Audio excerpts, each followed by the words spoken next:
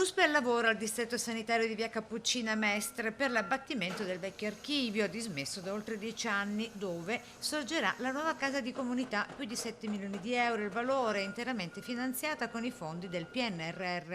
Noi abbiamo all'incirca 300 milioni di euro a disposizione, una cifra enorme, direi. È un piano Marshall per la sanità della nostra provincia e qui viene fuori il lavoro di grande sinergia che è stato fatto con la regione e con le amministrazioni locali.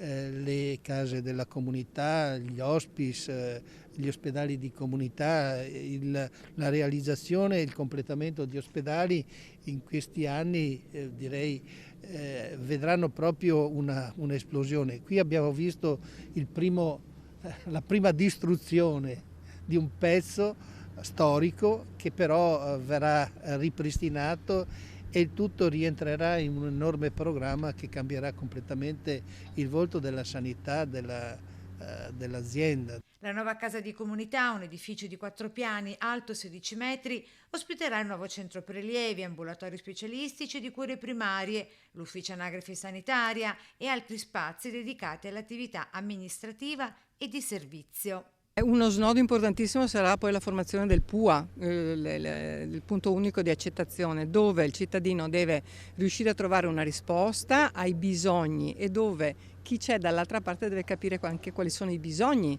di questa persona, perché spesso e volentieri sono bisogni sommersi che non traspaiono.